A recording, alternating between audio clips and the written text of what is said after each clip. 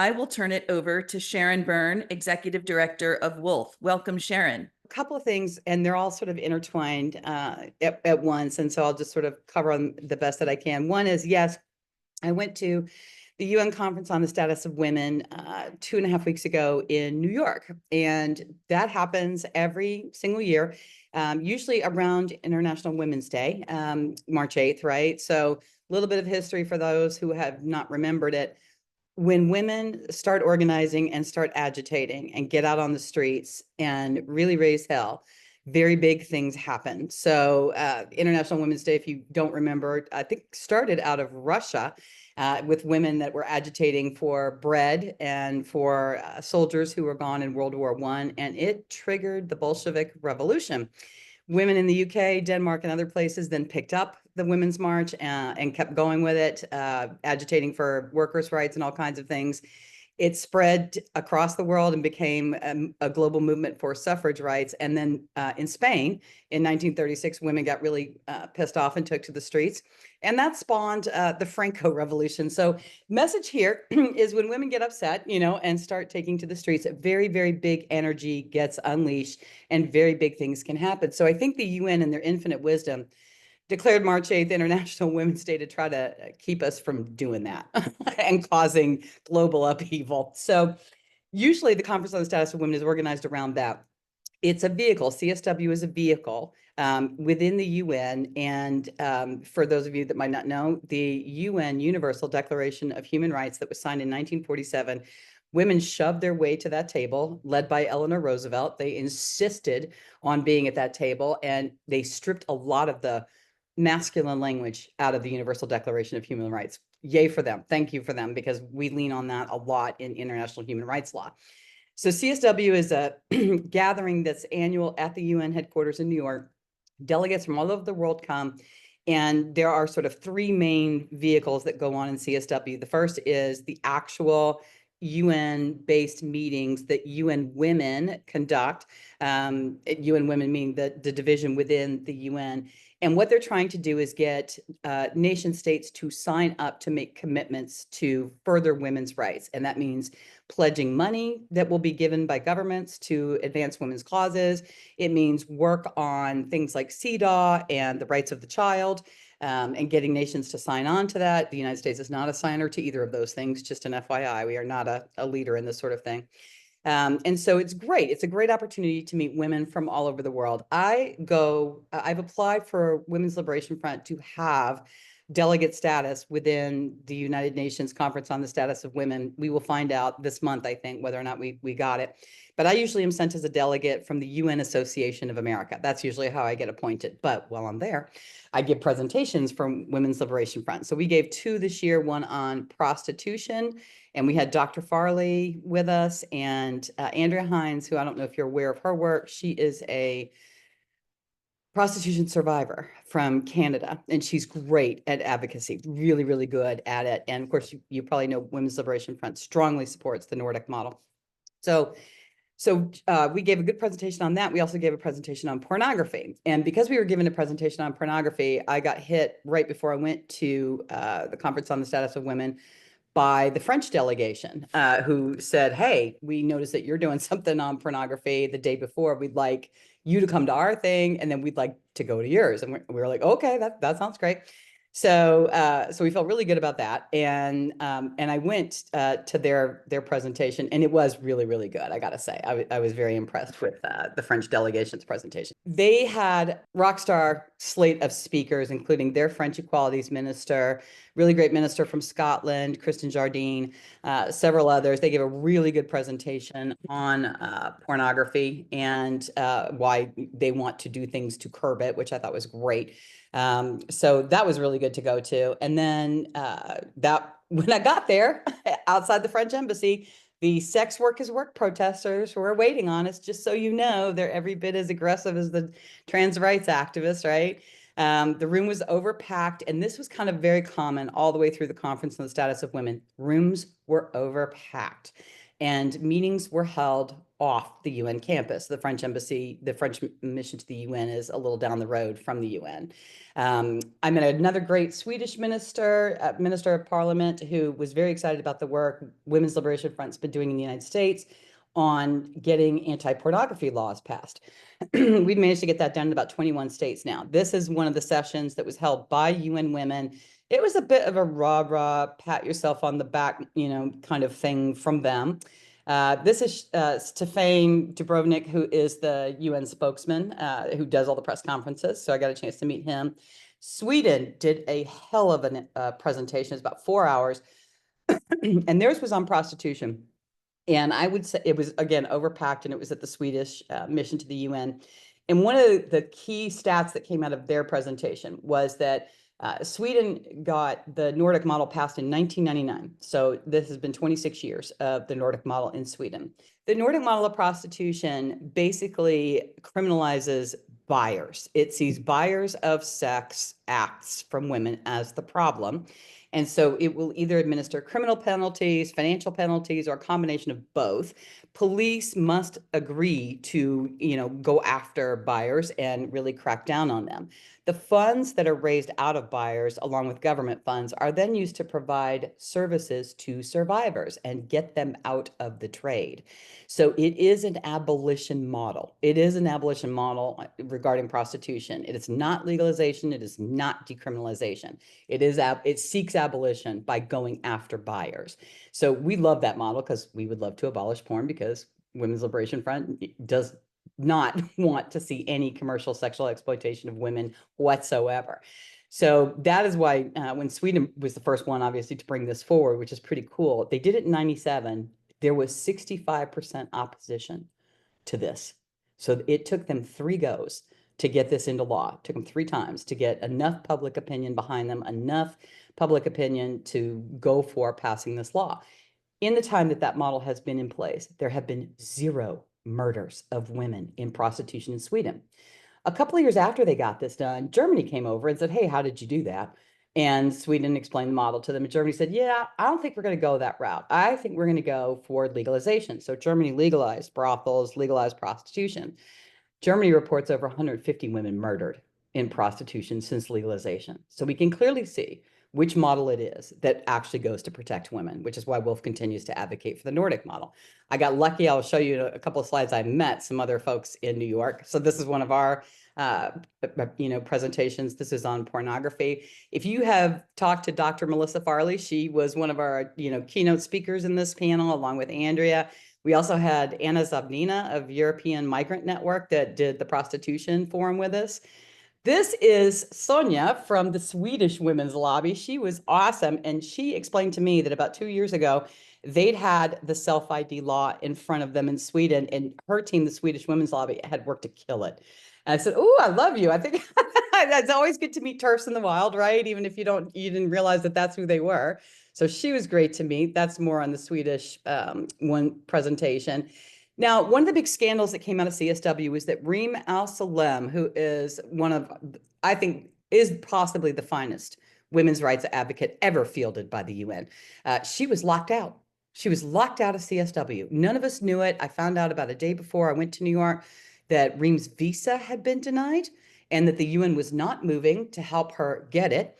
And she was scheduled to speak at about 5 or 6 different, events. And I was going to go to all of them because Women's Liberation Front, like WDI, has submitted on several calls for input from the special rapporteur. So she also offered to video conference in, and the UN denied that. They would not let her video conference. I could not believe it. Obviously, at the Swedish embassy, we did video conference her in, but in the UN halls itself, by UN staff, no, she was locked out. I was fuming about this. A lot of women were very upset.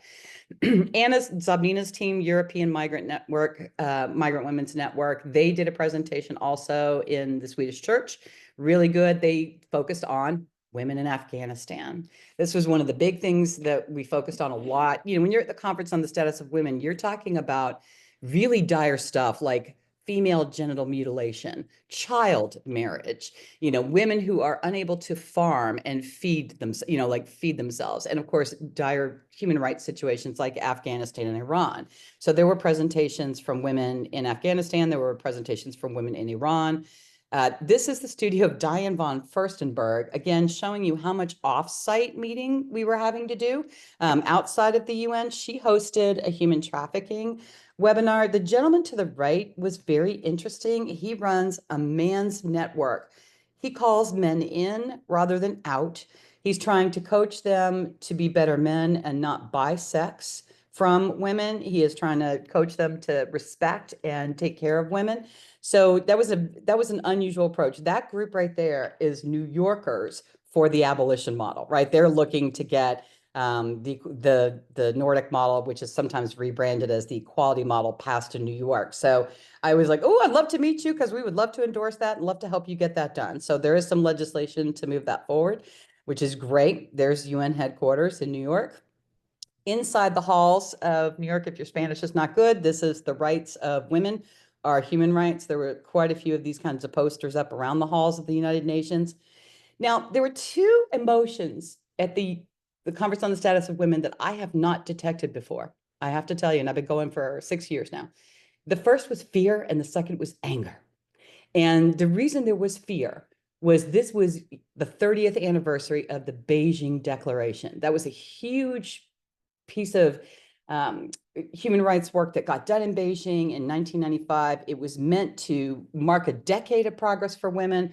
Corporations started opening departments of women. Governments started doing having women's departments. I mean, it was just this unbelievable unleashing of progress. It was also the high water mark, I would say, in women's rights achievements around the world. It's also where Hillary Clinton went to Beijing and famously declared women's rights are human rights and human rights are women's rights. So it marked this just incredible decade of progress for women, which many of us were really young when that happened. And we just sort of always thought it was going to always keep going like this. And we were always going to get better and better.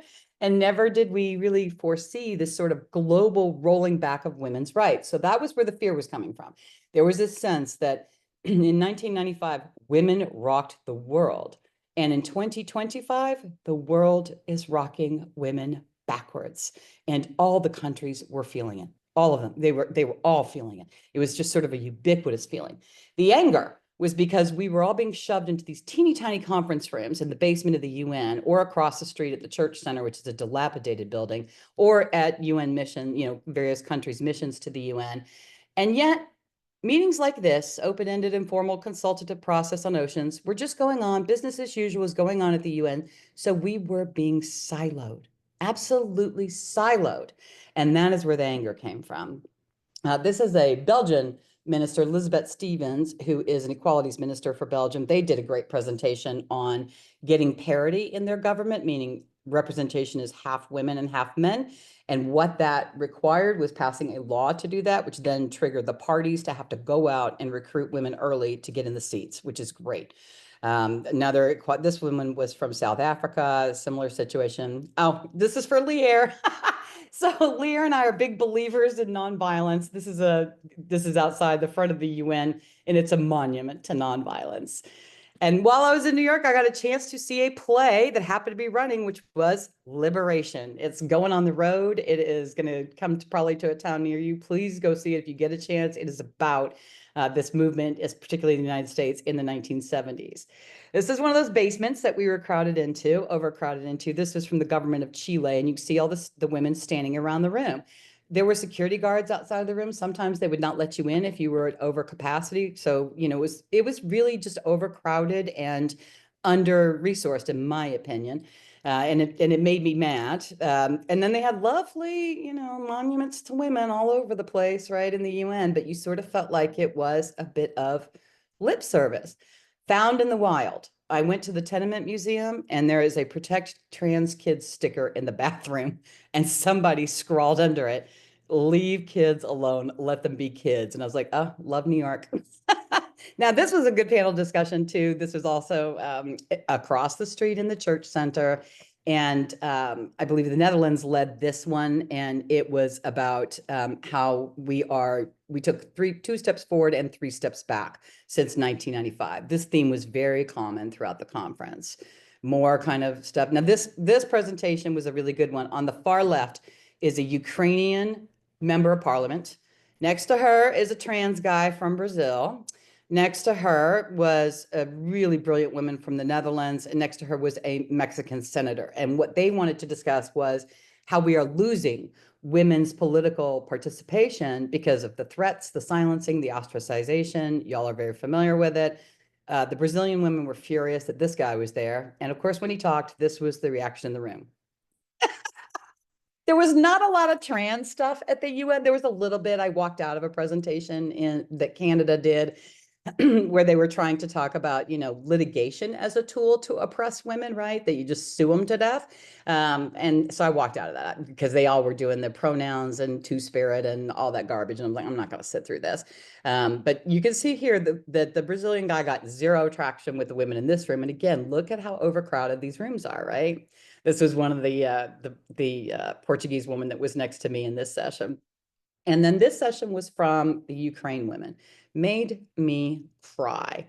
They got up and talked about how is the situation in Ukraine, the amount of oppression that they are experiencing due to the war. It was really painful. And there was a very good film festival in all of it. So that is my report on the UN Conference on the Status of Women. The other thing I will add is that in addition to this fear and anger that was sort of very pervasive, there was a petition that circulated and that went around, and I signed it. And that is to let the UN know that Conference on the Status of Women as a vehicle for delivering women's equality is a failure and needs to be revisioned, redone, revamped, all of that. Y'all are probably aware that there have been huge global events taking place this week. I think quite a few historic institutions might fall, NATO, the United Nations being among 2 of them. I have no idea how this all turns out. I see tremendous opportunity there that if an institution as historic as it may be is not working or is corrupt or is falling down, this is the opportunity to build something better in its place. And there was quite a sense there of that's what we need to do. So coming back from the Conference on the Status of Women, that was great until I got to my desk and saw an email from the John Oliver show that was very accusatory, very harsh, right? Just very, really, really crappy. And so kind of put us in a spin here. And again, they were attacking Reem Al-Salem. They were going after Reem Al-Salem for putting out the report last year that we submitted on women's sports. And we used the site shewon.org for some of the stats that we used. There's another site that's up now too, which is hecheated.org, which is great. So I got to tell you, we took it very seriously at WoLF. We worked really hard on the response. It took me a couple of days to write it, got it over the wall. And then just on a whim, they had offered, have a talk, would you like to have a phone call with us before you submit? And I said, sure, let's have the phone call. So the person who contacted me is Dee. And I said, great. And D like DEE, right? So I said, great, I'll take the call with you. So the phone rings and it's a New York number. And I answer and this man's voice comes through. So I was like, Dee, I was expecting a woman, to be calling me. Is this short for something like Deepak? It's a multicultural world. So, is D short for that? He said, no, that's just my name. And he was extremely hostile. So while I'm on the phone with him, I look him up. There's D. Just so y'all know that's who D is that called me, right, from the John Oliver show, and who wanted to to put us up against the wall, so to speak, and really make us squirm with his really pejorative questions. What's interesting is the questions, and we published them yesterday, and so you can read how hostile they are for yourselves. Those questions are identical to about 5 different media requests I have gotten, and they're all focused on Reem Al-Salem's report on violence in women's sports and our submission to it. And they're all almost the same identical questions, almost the same, word for word, almost like someone's pushing a narrative, right? So I asked Dee about that. I said, gosh, this is interesting, that these are almost the same questions we're getting. They're all coming from trans-identified males in different tiny little, publications, right? But it is almost the identical same set of questions. So for grins, I went and looked, okay, where is this coming from? Where is WoLF and Reem Al-Salam and SheWon.org tied together? And we're like in some trans chat room, like there's some trans chat room on Reddit where they're tying us together, and a couple of more of the sort of manosphere spaces that they all like to hang in and scream about women. So there you go. So we responded to those questions and put them up on our website. So you're welcome to look at them. It's my suspicion that they're not actually going to do a segment. They tried to say that it's going to be on Sunday. It'll be Sunday night that the show will air. And he was very smarmy on the phone with me. And he said, well, I might not even quote you. I said, oh, that's fine. Like, I know you think that I'm just terrified, but I am not. What are you going to do to me? And so I don't think they're going to air it. I think this is his pet project, honestly. And I think it's him trying to push this on John Oliver. I did check around. Icons also got questioned about it. They got questioned about their lawsuit for the San Jose State volleyball team, where they've been putting that guy on the team, and the captain, Brooke, is suing them for that, suing the NCAA for that. And then Riley Gaines also got a ping, but nothing further. So it looks like it was just us, Icons, and Reem got a ping too. And Reem and I talked about it and how we wanted to respond. And her response is also live. So whether they do anything about it on Sunday or not, we don't, whatever. We don't expect any fair treatment from them, but we wanted to put them on notice that, hey, this is who reached out to us. This is what the questions you asked. That was very hostile framing, and here's our responses. So there you go. So that's a report from the Conference on the Status of Women, and an update from our friend Reem Al-Salam and the John Oliver Show. Why was Reem Al-Salam blocked out? Did the UN offer any explanation? Like, that is just outrageous.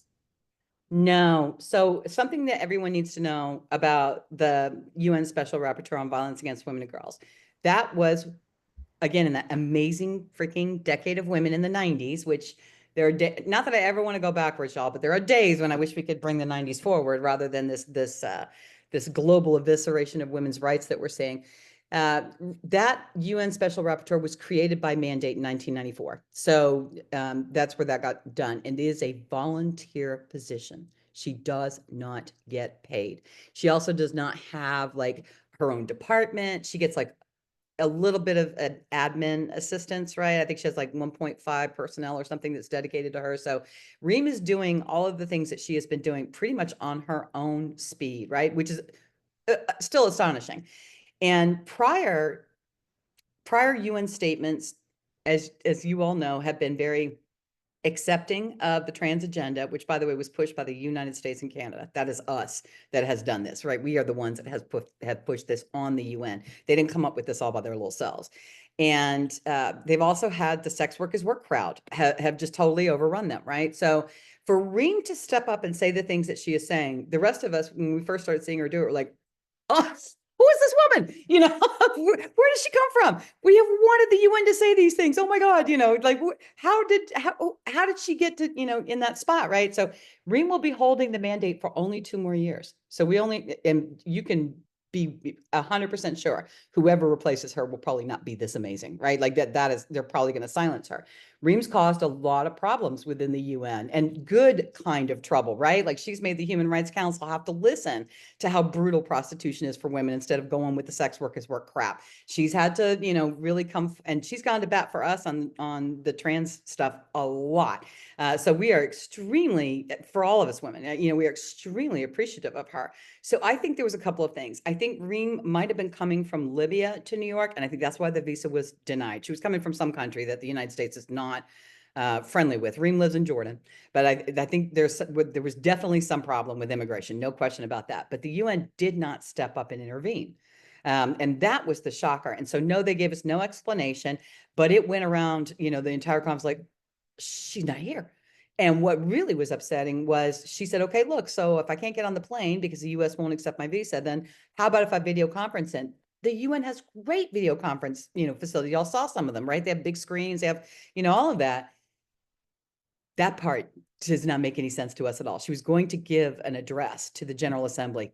Nope. So that is a shocker to us. So she's been quite targeted, within the UN, and she gets a lot of, UN is an extremely bureaucratic organization. And so for her to get through some of the hoops that they put her through just to get her reports published, get on agendas, et cetera, it's a real problem. You might remember that Nikki Haley, when she was the ambassador for the United States to the UN, she stepped off the Human Rights Council, the UN Human Rights Council. She took the US off of it. And her reasoning at that time, and this was about, I don't know, 8 years ago, her reasoning at that time was the Human Rights Council is not about human rights. It is for Iran and others to pick on Israel. That's what they do in that council. And so that's why she took us off of it. And then Linda Thomas Greenfield went back on, but we are stepping off of it again. So, and Reem is an instrument of the UN Human Rights Council, right? The special rapporteur reports up to them. So she has caused a lot of problems for them. And I agree with Nikki Haley's assessment that they don't do human rights there. They do a lot of stuff, but it's not real human rights work. So, however, Reem is still firing solid, as you know, and she's asking for input now on surrogacy. And I highly encourage, women across the world, please give her input on that, because that is another aspect of commercial sexual exploitation of women that needs to be stopped. And there's a lot of human trafficking and brutality involved in surrogacy. Plus, there are males buying babies, right? And that is never going to be good and not a good thing. So, so please support her. Please, send her a nod and a hug, because I think she needs to hear it from all of us, because she's also getting very fatigued, but she's really, she's good. So while we've got her, we need to use this megaphone that she's got for all it's worth.